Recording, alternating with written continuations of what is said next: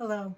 I just got back from the post office delivering my first 90 masks to the post office to be sent off to New York City to help the doctors there. The program is called Masks4Medicine, and hopefully this video will show you how to do some masks using a serger, which will greatly increase your output. And I'll show you a couple of tips I've come across to speed up the process.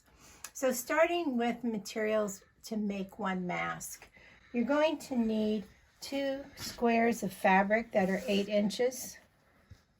You're going to need a twist tie. I've been using ones from garbage bags, and a double one seems to work out well.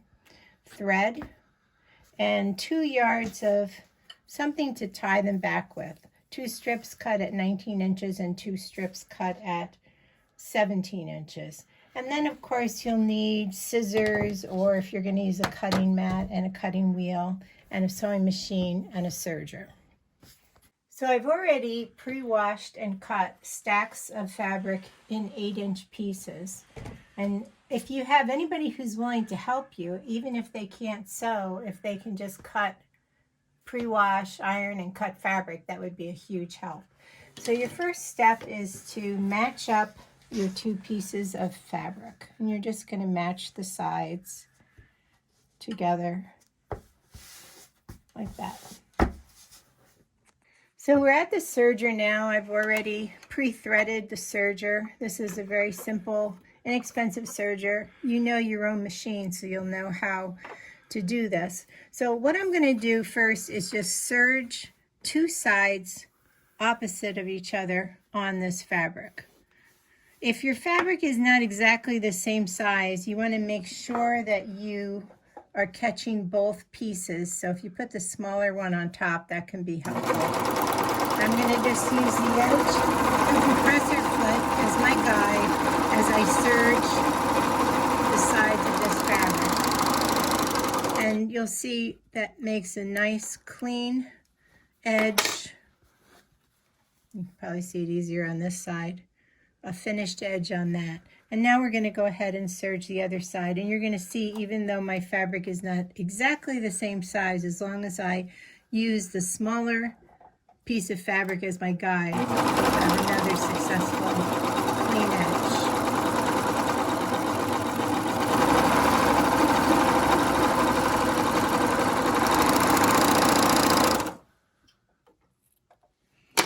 Okay, so far this is what our face mask looks like. I should have mentioned you want to put the right sides of the fabric together, because at this stage we're going to turn the right side out and we're going to iron it.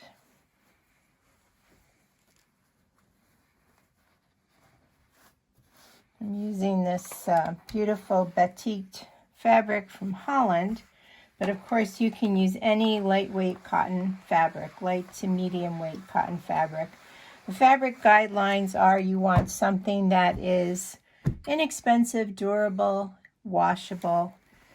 So now I have 2 serged edges. Now we're going to take this to the sewing machine, the regular sewing machine, and install the nose piece. All right, so I have my fabric that's right side out. I have my twist ties, and now I'm going to insert it into one side of my fabric, pushing it up to the sewn edge. And I want to measure approximately to feel that it's halfway through. I need to push it a little bit to the left, a little more. This doesn't have to really be measured or precise, but just approximately. And I can feel this inside of there now. So I'm going to set my sewing machine to 0 length and zigzag, because I want to just zigzag in place. And once I do that, I'm going to open up the stitch length a bit to travel down to the edge of this and then back it to 0 again. So I'm going to just start with some zigzag in place. I'm going to set it to about 3 and just zigzag right on top of that twist tie and then I'm going to go back to a 0 stitch length and tack that in. So let me show you what that looks like. This is going to be the top of the mask. Trim your strings here. Oops. All right, so basically I have this and it's very bendable, and so that will be able to be shaped to someone's face. I'm going to just clean up my threads here and get those out of the way.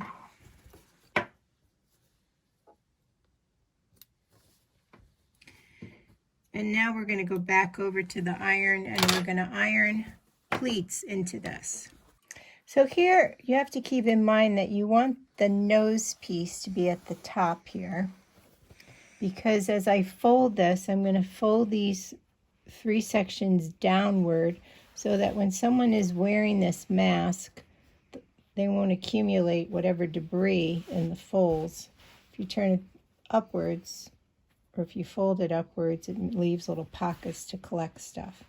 So I just folded it 3 times. Let me show you that step again. So you have it, and I'm just going to pull it down in 3 pleats with my nose piece on top here, and I'm going to hit it with the iron to hold it in place. Now I told you that you can start to mass produce these, and one way to do that is to do a whole bunch of each of these steps. So serge your 2 pieces of fabric together, right sides together, and do 20 of them. Just throw them through your serger one after another. You don't even have to cut it in between. And then you would have, 20 that you'd put your nose piece in, and then you could do this step for 20. That way you have less fiddling with your machines, and you can leave the settings together. This is what we have now. This is what it looks like, and we're going to take it back to the serger and serge these raw edges. So if you have a helper, ironing is something that somebody can do to keep you moving along. So I have this ready. I'm going to carefully feed this through my serger, holding the pleats in place, keeping my fingers away from the razor. I'm going to go a little bit slowly because we're going through multiple layers of fabric. Now, if I had multiple ones of these, I would just feed through and keep doing the same side one after another. Now I'm going to do the other side.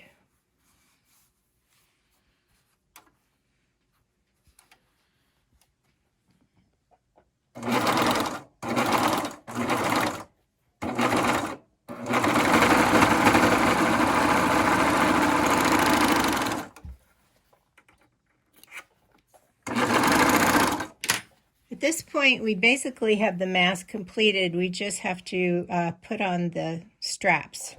So now I'm going to go over to my regular sewing machine. Another job you can have a helper do is cut your ribbon pieces. So I'm going to need 2 pieces that are 19 inches and 2 pieces that are 17 inches. They all got stuck together, so let me see what I have here. There's a 19. It's going to be 17.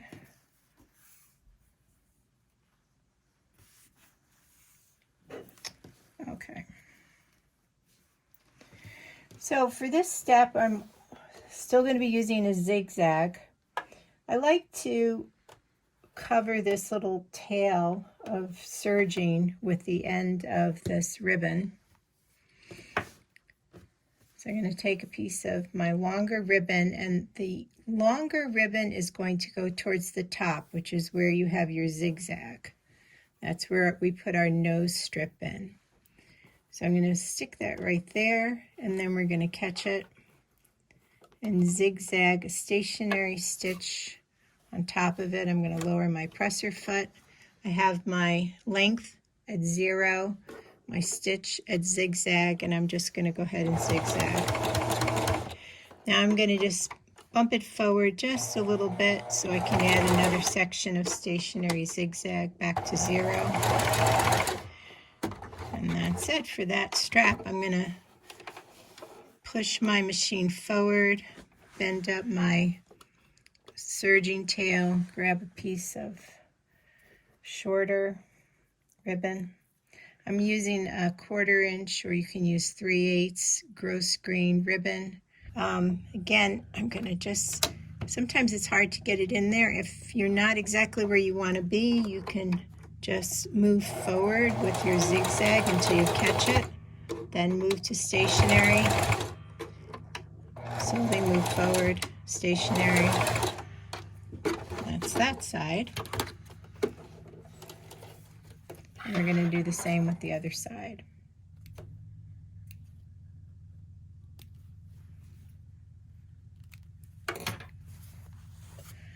Okay, need my longer ribbon. I'm gonna put my tail so it gets covered with my ribbon. And stitch it in place.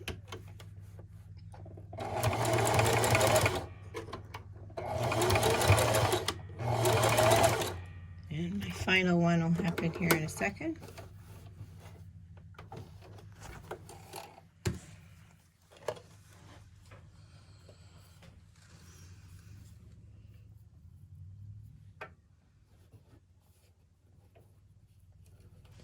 Once this is done, the only thing that you would have to do is to trim your stray threads and serger ribbons.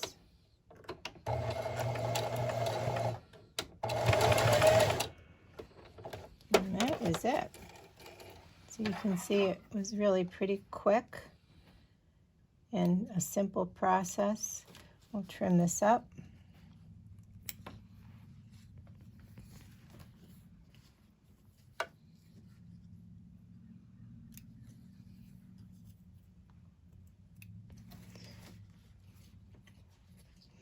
The patterns you have on your fabric and the colors that you're using for thread are really insignificant for this project. The idea is to just try to get as many masks to New York City as quickly as can be possible.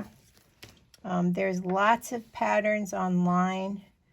I chose this one because it was simple and seemed to be pretty efficient with material. And there you have it. Again, any way you can mechanize this or get help with things that are a little bit easier for people who don't sew. So this is how the pleats work as you put it over your face. It just is an accordion. This is what it looks like completed. This is the back side. And this is what it's going to look like on your face. So